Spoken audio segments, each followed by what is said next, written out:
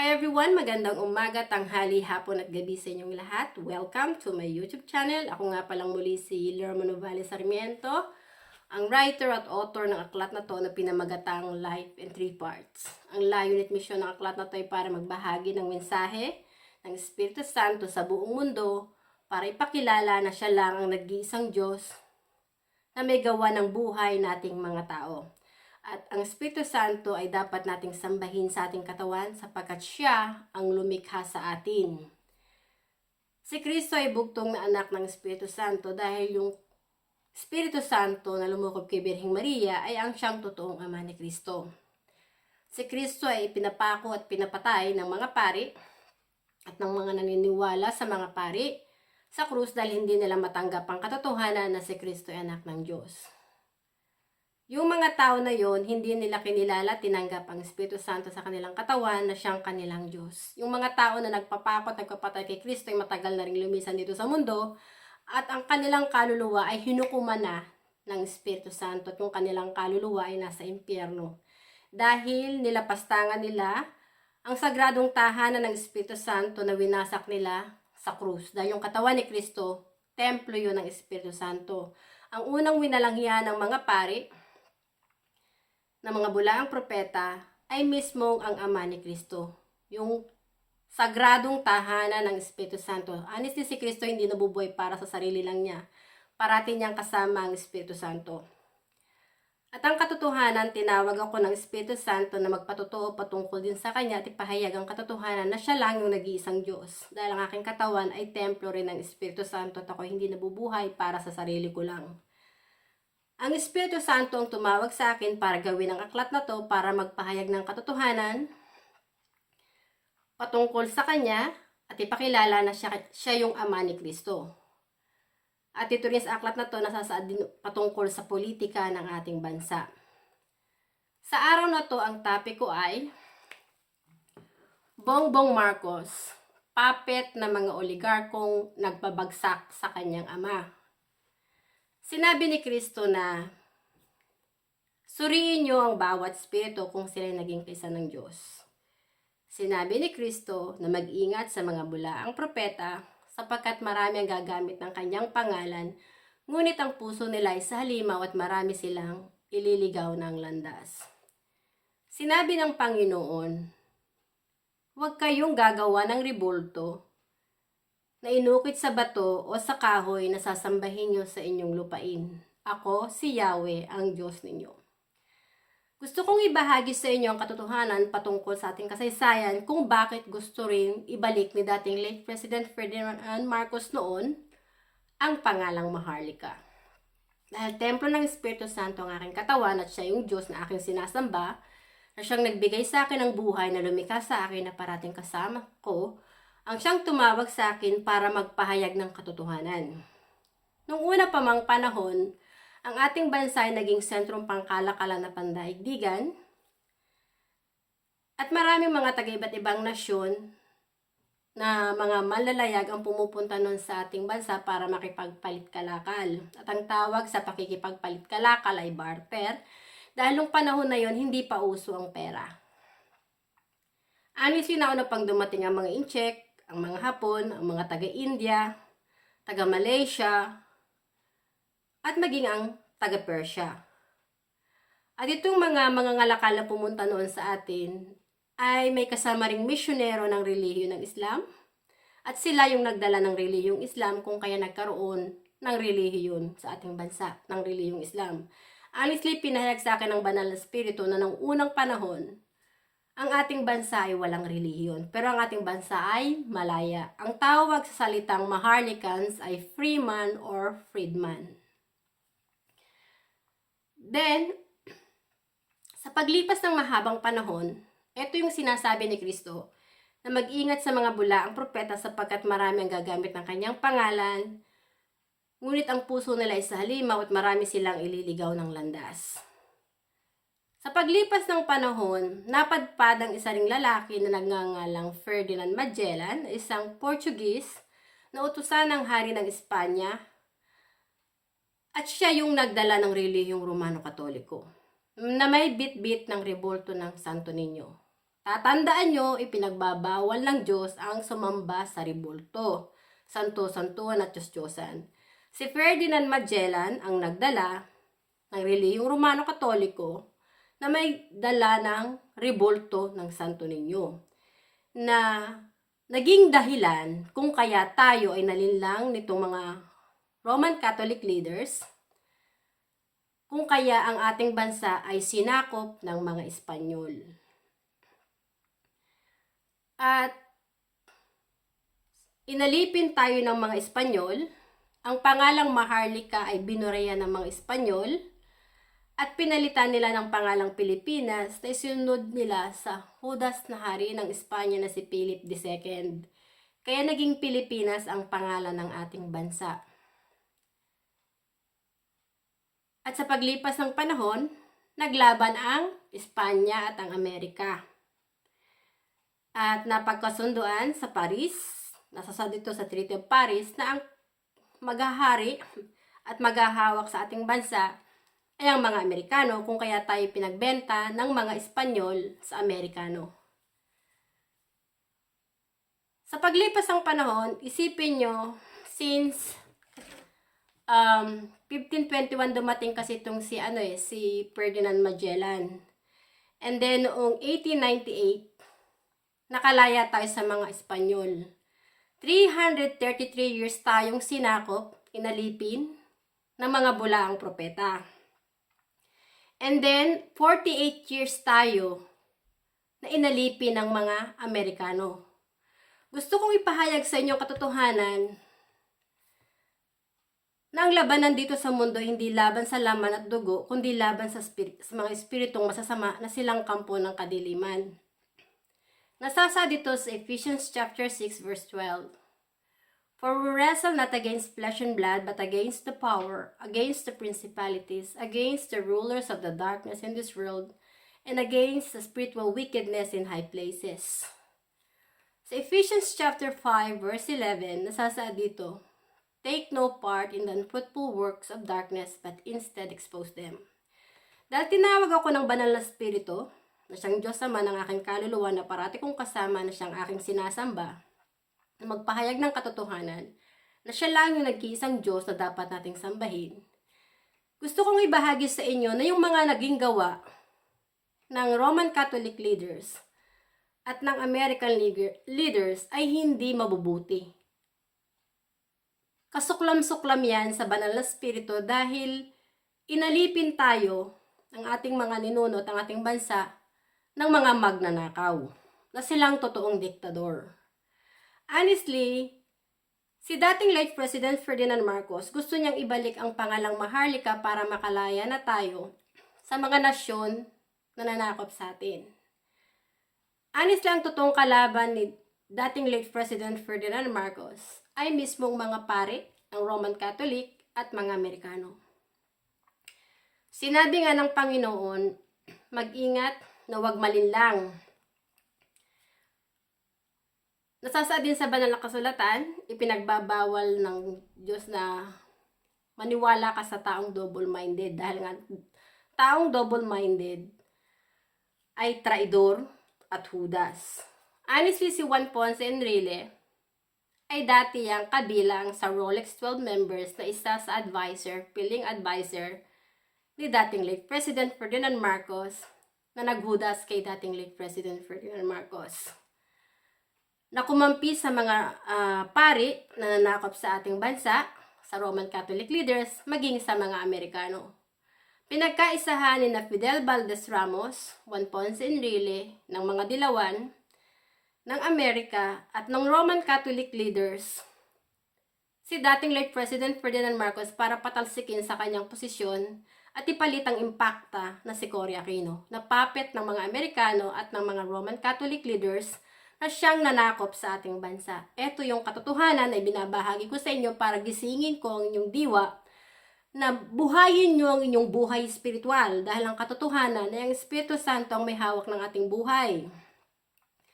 Hindi yung mga bulaang propeta ng Romano Katoliko, kaya huwag yung tatawaging father ang mga pare. Dahil ang mga pare katulad din lang nating tao at hindi sila nakahihigit sa atin. Wala silang power over sa Holy Spirit na sa ating katawan. maging ang kanilang katawan ay templo rin ng Espiritu Santo. Ang Roman Catholic leaders, yung mga pare, mga antikristo sila, mga ulupong na naging kaisa ng demonyong si Satanas na lumalapastangan sa Espiritu Santo, na ang layunin nila ay hindi para hikayatin ng mga tao na magsisi at magbalikloob sa Espiritu Santo, kundi ilayo ang puso at isipan ng mga tao sa banal na Espiritu at ang sambahin ay ang mga rebolto, santo-santon at Diyos-Diyosan. Ang ating bansa ay namuhay sa kadiliman dahil nalinlang tayo ng mga bulaang propeta ng Romano Katoliko. At magpasa hanggang ngayon, ang Roman Catholic leaders at American leaders ang silang mga manipulator, dictator at totoong magnanakaw. Ninanakaw nila ang kaisipan ng mga tao para yung leader na namumuno sa atin, it's either manipulahin nila, maging puppet nila, o kalabanin nila. Ayon si dating late President Ferdinand Marcos ay hindi naging mabuting leader para sa mga Amerikano at Roman Catholic leaders dahil nga itong si dating late President Ferdinand Marcos ay hindi nagpapadikta kanino man. Bilang isang leader, tumayo siyang presidente at leader sa ating bansa dahil ang pangako niya sa Diyos ang kanyang ginampanan na pangalagaan ang mga mamamayan niya. And then, sa panahon natin ngayon, nung si Tatay Digong ang naging presidente, pinag-iinitan din ng mga Roman Catholic leaders at ng mga Amerikano si Tatay Digong 10 ng mga dilawan. Pero hindi nila kayang pabagsakin si Tatay Digong dahil si Tatay Digong ay may bunganga ng leon. At meron siyang bagwis ng agila. Hindi mo kayang wasakin ang spirito ni Tatay Digong dahil si Tatay Digong ay isang spiritong mandirigma na naglalakbay sa spirito at katotohanan na may pagpapahalaga sa kaluluwa ng kanyang kapwa. Kaya si Tatay Digong ay mahal ng mga tao sa ating bansa dahil naramdaman ng mga taong inaapi, ng taong mahihirap na nagkaroon ng pagbabago nung si Tatay Digong ang siyang tumayong leader sa ating bansa. And then, gusto kong ibahagi din sa inyo na binigyan ng chance ni Sara Duterte na maging Pangulo si Bongbong Marcos kahit ayaw ni Tatay Digong dahil nga nakikita ni Tatay Digong na weak leader si Bongbong Marcos. At saka may history yan na adik nga si Bongbong Marcos. Pero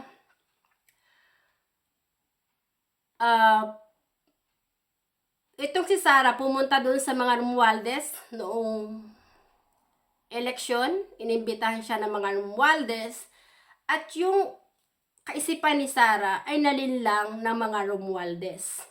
Nasuportahan si Bongbong Marcos at kalabanin mismo ang kanyang ama, si Tatay Digong, para magsuporta kay Bongbong Marcos. Ngayon sa realidad ng ating mundo, sa politika, sa ating bansa, itong si Bongbong Marcos, kasi kinuha niya si Juan Ponce Enrile na siyang Judas, na naghudas sa kanyang ama na traidor. Ginawa niyang chief legal counsel na maging advisor. So itong si Enrile ang nagmamanipula at nagdidikta kay Bongbong Marcos kung anong dapat gawin. Itong si Bongbong Marcos, honestly, walang common sense yan. Bobo yung presidente. Inutil yan at kupal. Na dapat nang patalsikin sa kanyang posisyon dahil wala yang idudulot na kabutihan dahil ang kanyang iniidolo ay si Juan Ponce Enrile na traidor na Judas na nagwalang hiya sa kanyang ama. At yung si Juan Ponce Enrile, mas pumapanig yan sa mga Roman Catholic leaders at sa mga Amerikano na siyang nanakop sa ating bansa. Narito na tayo sa huling panahon. Ang banal na spirito ang siyang babalik na parang magnanakaw na sinabi ni Kristo na hindi naunawa ng mga tao dahil ang ating katawan ay sagradong tahanan ng banal na spirito. Ang banal na spirito, yung Espiritu Santo, ay ang espiritu ng katotohanan, ay siya ring espiritu ng katarungan at ng hustisya. Bilang isang tagapagsalita ng banal na spirito, ipinapahayag ko sa inyo ang katotohanan ng Roman Catholic leaders at ang American leaders na nanakop sa ating bansa ay mga demonyo. Mga kampon sila ng kadiliman na dapat nating kastiguhin. Sila yung ating balikan ng parusa. Parusahan natin ang mga nanakop sa atin dahil sila yung mga kampo ng kadiliman.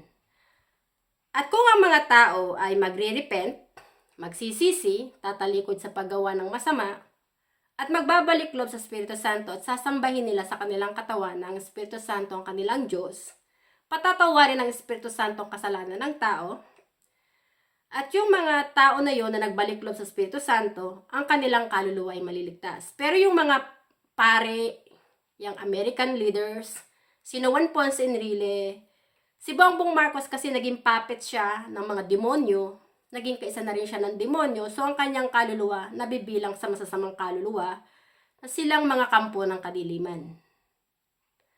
At ipinahayag sa akin ng banal na spirito dahil sinakop ng Amerika at ng mga Espanyol, ng Roman Catholic leaders ang ating bansa, yung ating bansa, babaguhin niya ng banal na spirito.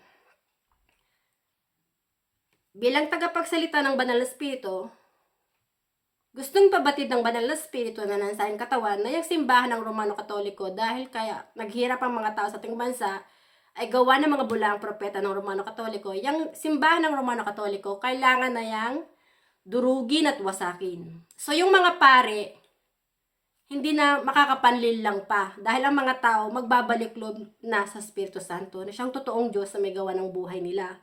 Dahil ang tao kapag hindi yan nagsisi at hindi nagbalik loob sa Espiritu Santo, hindi sila patatawarin ng Espiritu Santo at ang kanilang kaluluwa at katawan ay mamamatay gawa ng kasalanan.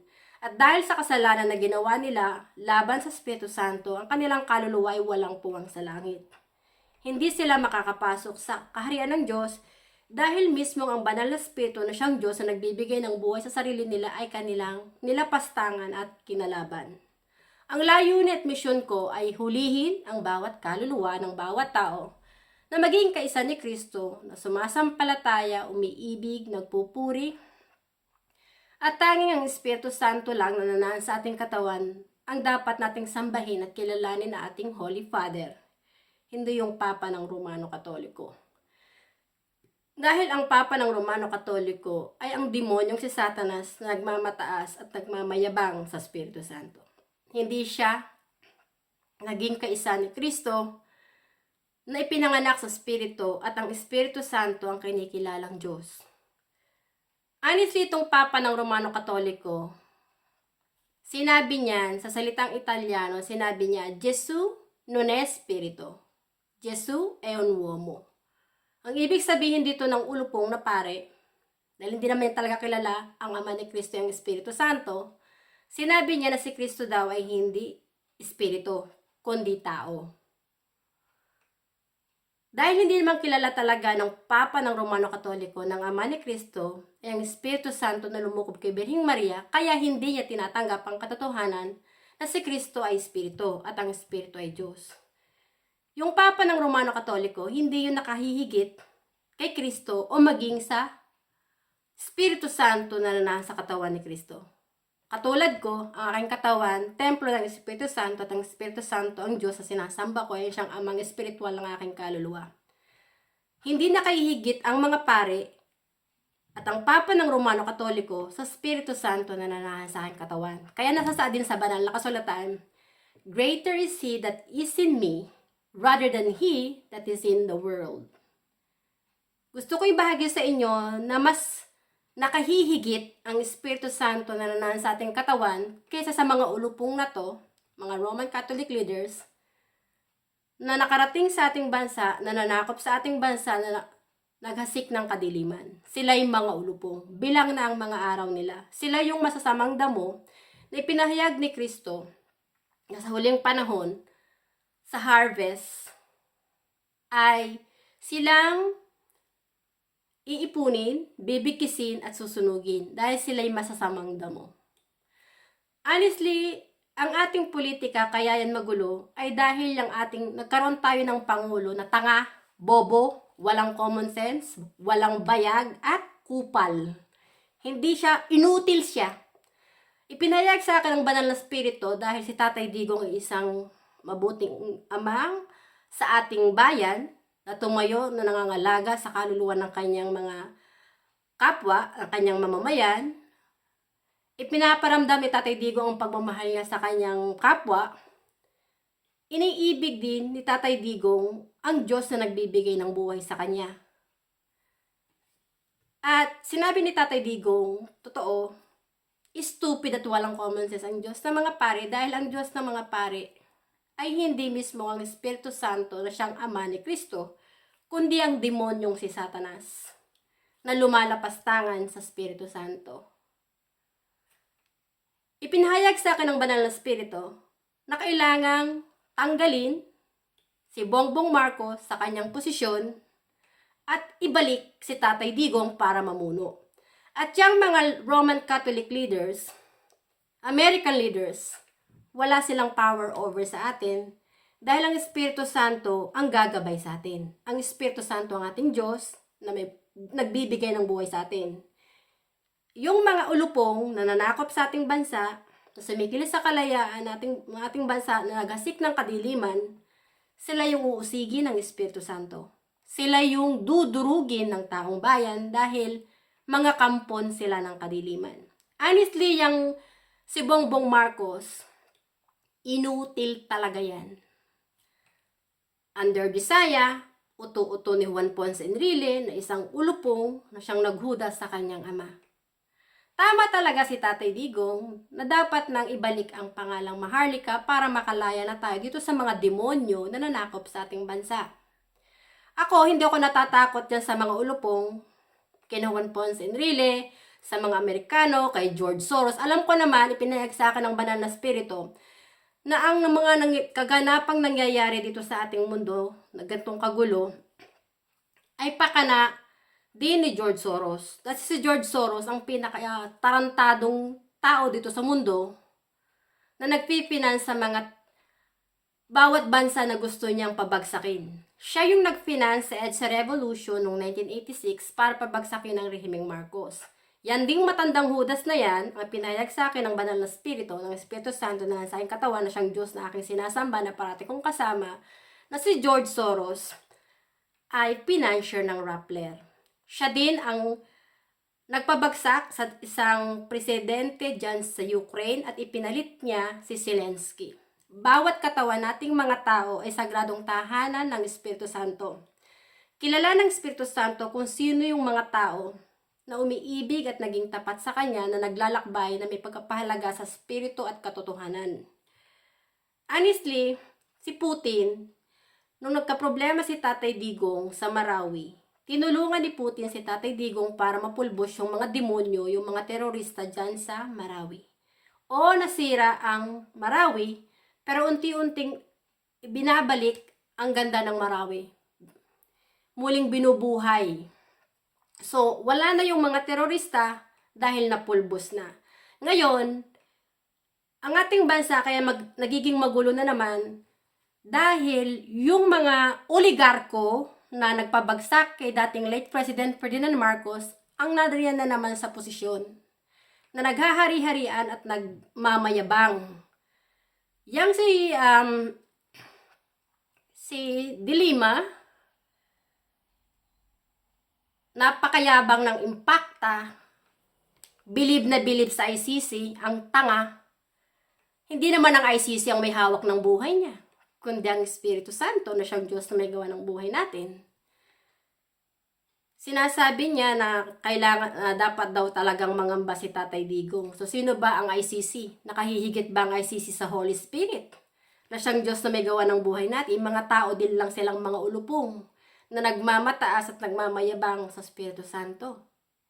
Honestly, walang sino mang tao ang makakatalo sa Espiritu Santo. Kaya kapag nasa panig ka ng Espiritu Santo, hindi ka matatalo. Nasasaad nga sa banal na kasulatan, no weapons formed against you will prosper. Kapag ang inibig mo ay ang Espiritu Santo, pero kapag inibig mo ang pera, sinamba mo ang rebolto, durug ka. Dudurugin ka ng banal na spirito. Honestly, maraming mga dilawan. Si Chris Aquino, anak niya ng impacta na si Cory Aquino. Anong nangyayari na ngayon kay Chris Aquino? Patong-patong na sakit. Dahil templo ng Espiritu Santo yung katawan ni Chris Aquino. Binaboy ni Chris Aquino sa katalandian, pagiging puta. Winasak niya yung sagradong tahanan ng Espiritu Santo sa mga kamunduan at kalaswan. Ngayon, pinarurusahan na si Chris Aquino ng banal na Espiritu. Nasasad sa banal na kasulatan, sinabi ng Panginoon, ang sino mang sumira sa aking templo ay wawasakin ko rin. So yung pinagdadaanan ngayon ni Chris Aquino, parusa yan ng Espiritu Santo. Honestly tayong mga tao, wala tayong kakayahang lumikha ng sarili nating katawan at kaluluwa. Libre natin yang tinanggap sa Espiritu Santo. Ang layunin at misyon ni Kristo ay ipahayag ang katotohanan na templo ng Espiritu Santo ang katawan nating mga tao. At dapat sumunod tayo kay Kristo na sambahin, purihin at ibigin ang Espiritu Santo sa ating puso, isipan at kaluluwa na siyang ating amang espiritual at Diyos na nagbibigay ng buhay sa atin para yung ating kaluluwa ay maging kapatid ni Kristo sa Espiritu na ipinanganak sa Espiritu ng Espiritu Santo. Pero yung mga pare, yan ang Roman Catholic na dumating sa atin, hindi sila sugo ng Espiritu Santo, kundi sugo sila ng demonyong si Satanas. Narito na tayo sa huling panahon. Ang labanan dito sa mundo ay Espiritu. Espiritong mabubuti laban sa Espiritong masasama. Honestly, ang Roman Catholic leaders, American leaders, sina Juan Ponce Enrile, Fidel Valdez Ramos, ang mga dilawan, mga kampon lahat sila ng kadiliman na lumalapastangan sa Espiritu Santo. At sila yung nagpabagsak sa Remeng Marcos.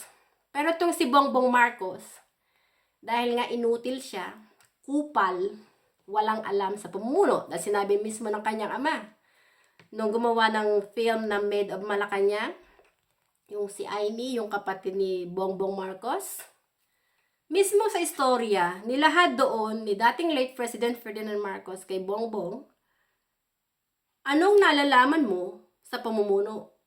Wala ka namang alam kundi party-party lang.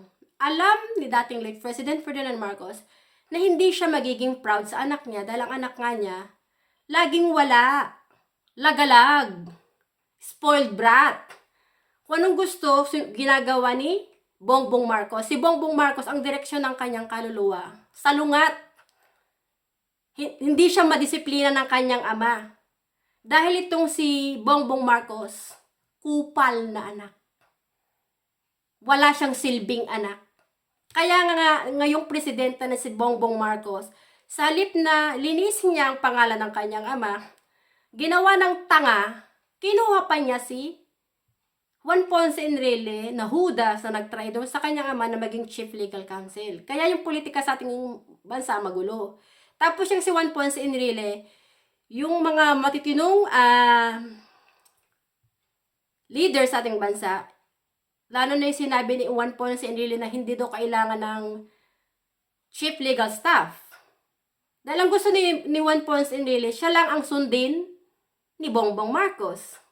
Manipulahin ni Juan Ponce Enrile si Bongbong Marcos na sumunod lang sa kanya.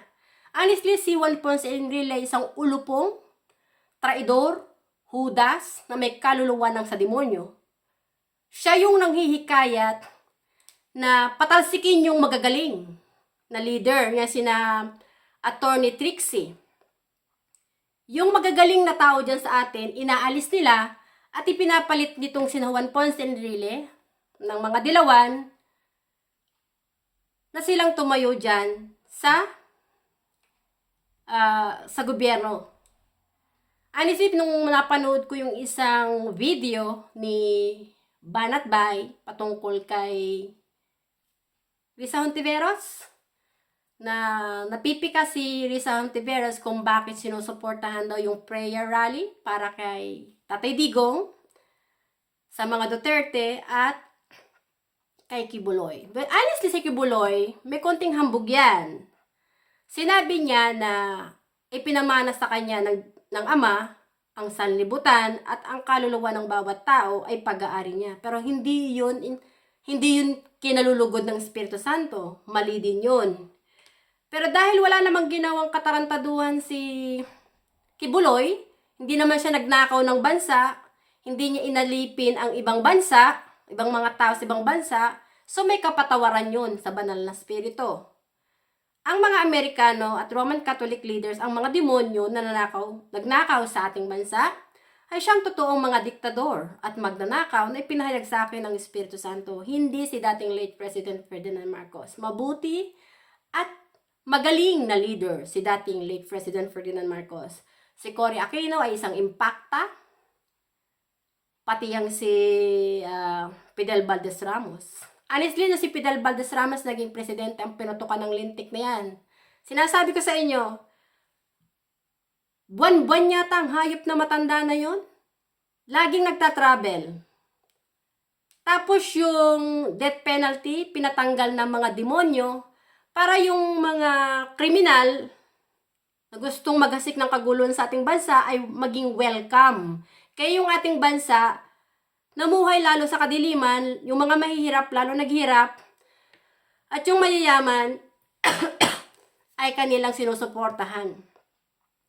Honestly, ang trabaho ngayon ni Bongbong Marcos, dahil sinusunod niya si Juan Ponce Enrile, al-advisor niya si Juan Ponce Enrile, travel din niya ng travel, kasi si Juan Ponce Enrile at saka si Fidel Valdez Ramos, parehas ang taktik ng dalawang yan eh. Traidor ang mga yan, mga demonyong yan eh. So yung ginawa ni Fidel Valdez Ramos, inuulit ni Juan Ponce Enrile na gawin ni Bongbong Marcos. Ito yung katotohanan. Kapag na-born again na ang kaluluwa mo, at naging anak ka na ng Espiritu Santo, yung kaluluwa mo, alam mo ng Espiritu Santo ang iyong Diyos na may gawa ng buhay mo, ipakikita sa iyo ng Espiritu Santo kung sino yung mga ulupong na lumalapastangan sa Kanya na kampo ng kadiliman. At ipakikita rin sa iyo ng Espiritu Santo kung sino yung mga taong totoo sa Kanya na naging tapat sa Kanya, na naglalakbay sa Espiritu at katotohanan na may pagpapahalaga sa kaluluwa ng Kanyang mamamayan. Honestly, itong si Bongbong Marcos, puppet yan ng Amerika. Puppet yan ni Juan Ponce Enrile. Puppet na rin yan ng Roman Catholic na nanakop sa ating bansa. Si Marcos ay inutil, walang bayag, kupal, bobo, at walang common sense na leader. Kailangang patalsikin si Bongbong Marcos, pabagsakin siya, kasama yung si Juan Ponce Enrile. Dapat tanggalin si Juan Ponce Enrile. At dapat ipalit si Tatay Digong. Dahil si Tatay Digong ang isang pinuno na ipinahayag sa akin ng banal na spirito na may pagkapahalaga sa kaluluwa ng kanyang kapwa. Alis nitong aklat na to, kalat na sa iba't ibang panig ng mundo. At naririto yung pangalan ng Judas na si Juan Ponce Enrile, Fidel Valdez Ramos, Cory Aquino at Leni Robredo. Maging yung pangalan ni Tatay Digong at dating late President Ferdinand Marcos ay nahahayag din sa aklat na to. At para patotoo, ipakita ko sa inyo na yung pangalan ng mga demonyo na sina Juan Ponce Enrile ay naririto. Ito yung topic ko dito sa aklat na to patungkol sa politika sa ating bansa. Corruption is the terror attack of confusion. Yan yung pamagat na ginawa ko. Then, ito yung pangalan ni Juan Ponce Enrile. Pangalan ni Fidel Valdez Ramos. Pangalan ni President Ferdinand Marcos. Pangalan ni Cory Aquino. Yung pangalan ni Tatay Digong. President Rodrigo Duterte. At pangalan ng impacta din na si Leni Robredo. Honestly, nagyayabang ngayon ang mga dilawan kasi puppet nila ang Pangulo ngayon sa ating bansa. Puppet ng naging kaisa nila na napabagsak kay dating late President Ferdinand Marcos na si Juan Ponce Enrile. Ako, ang mission ko ay gisingin ang diwa at kaisipan ng bawat tao na tanggapin ang katotohanan sa mga aral ni Kristo na templo ng Espiritu Santo ang ating katawan. At ang ating katawan ay templo ng Diyos at ang Diyos ang nagbibigay ng buhay sa atin ay ang Espiritu Santo. Tayong mga tao, kapag wala ng Espiritu ang ating katawan, todas na tayo. At yung ating kaluluwa, Yan yung babalik sa Espiritu Santo para humarap sa paghuhukom base sa ating mga gawa. Katulad ng sinabi ni Kristo, ang kasalanan ng walang kapatawaran ay kapag nilapastangan mo ang Espiritu Santo. So, kung naging mission mo dito sa mundo, magasik ng kaguluhan, nakawin mo yung pag-aari ng iba tulad ng bansa natin, ninakaw yan ng Roman Catholic leaders at ng mga Amerikano. Wala yang kapatawaran sa Espiritu Santo dahil yung ating katawan ay ang mismong lupang hinirang ng banal na Espiritu, ng Espiritu Santo, na sinakop ng mga ulupong ng Roman Catholic leaders at ng American leaders. Honestly, bilang na ang araw ng mga dilawan ng Roman Catholic leaders at ng American leaders dahil lulupigin na sila ng mga tao sa ating bansa. Yang simbahan ng Romano Katoliko, dapat walang matira ni isa dyan. Kailangan niyang durugin at yung lupa na tinitirikan, ibabalik yan sa gobyerno. At maganda ang plano ng banal na spirito sa ating bansa. Ang ating bansa ang magiging beacon of the light, na siyang magpapatotoo na minsan tayong sinakop ng mga demonyo, na tayo ay tinulungan ng Espiritu Santo para ipahayag ang katotohanan na tayo ay hindi alipin ng mga kampo ng kadiliman na nanakop sa ating bansa. Lulupigin ng banal na spirito ang Roman Catholic leaders at ang Amerika. Honestly, ang Amerika ang pinakademonyong bansa dito sa ating mundo. Sinakop tayo ng Amerika. Nung naglaban ang Hapon at ang Amerika dahil pinasabog ng Japan ang Pearl Harbor sa Hawaii noong 1941. So, ang ginawa ng mga Amerikano, dahil sinakop nga tayo ng mga Amerikano, ginawa niya tayong allies. Ang katarantaduhan ni Douglas MacArthur, pumunta yan sa ating bansa para linlangin ang ating mga ninuno at para imbitahan ng mga Amerikano na pumunta sa ating bansa at ginawa ng mga Amerikano na battlefield yung ating bansa. Na yung mga tao sa ating bansa ang kanilang pinalaban sa mga Hapon. Ito yung katotohanan. User ang Amerika. Magnanakaw. Ang puso ng Amerika ay demonyo. Yang nangyari ngayon sa Ukraine, honestly, nilinlang ng Amerika ang bawat nasyon na maging allies niya. Yung mga NATO leaders, kumampiyan sa Amerika, maging ang European. Pero kita nyo kung nung nangyari nung nagkaroon ng gera, ang pera ng Amerika umangat, ang pera ng mga taga-Europe bumagsak. Traidor ang ng Amerika, ang nasyon ng Amerika. Sa history, kung sasaliksikin nyo, maraming bansa na sinakop ang Amerika. If I'm not mistaken, I think 89 countries ang sinakop ng Amerika. Na ang Amerika magpasa hanggang ngayon, pakialamero sa politika ng bawat nasyon. Ang Amerika ang beast na bansa. Si Putin hindi siya masama. Ipinayag sa akin ng banal na spirito. Pinapahalagahan at pinapangalagaan lang ni Putin ng kanyang bansa na huwag masakop ng mga kampo ng kadiliman. Si Putin at si Tatay Digong is great leaders na may care sa kaluluwa ng kanyang kapwa.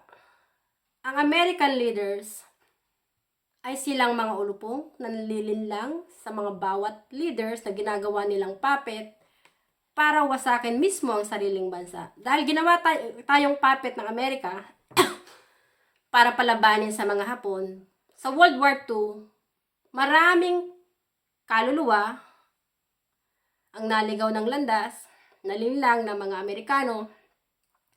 Maraming mga kababayan tayo ang namatay. Bawat katawan ng tao, templo yun ng Espiritu Santo. So, winalang yan ng Amerika ang lupa natin, maging yung mga tao sa ating bansa. Sa Ukraine, ganun din ang ginagawa ng Amerika. Dahil naging puppet si Zelensky ng Amerika, ni George Soros, Ngayon yung bansang Ukraine durog. Maraming mga tao, bata, matanda, mga hayop, mga halaman, mga bahay, nawasak gawa ng gera. Pero lahat ito mangyayari to dahil nga kailangan maganap to eh. Para makita ng mga tao kung sino ba talaga ang totoong demonyo. Kung sino ba talaga ang totoong nasa panig ni Kristo. Honestly, ang Roman Catholic leaders, yung Papa ng Romano Katoliko, hindi yan banal. Si Satanas yan. Antikristo yan. Hindi ka dapat iduluhin ng Papa dahil hindi kayo niyan maliligtas ang inyong kaluluwa na makapasok sa langit. Dahil hindi nyo kayang linlangin ang Espiritu Santo na nananahan sa katawan nating mga tao. Ang Papa ng Romano Katoliko ay ang demonyong si Satanas na nagmamataas at nagmamayabang sa Espiritu Santo. Na hinihikayat ang mga tao na sumamba sa mga rebulto, santo-santuhan at Diyos-Diyosan, sa halip na hikayatin niya ang mga tao na magrepent, tumalikod sa paggawa ng masama, huwag sumamba sa mga rebulto, santo-santuhan at Diyos-Diyosan, kundi sa Espiritu Santo lang, na nananahan sa katawan ng bawat tao tayo dapat magpuri, sumampalataya at umibig ng higit sa lahat. Maraming salamat sa inyong pakikinig at hanggang sa muli. Bye! Thank you!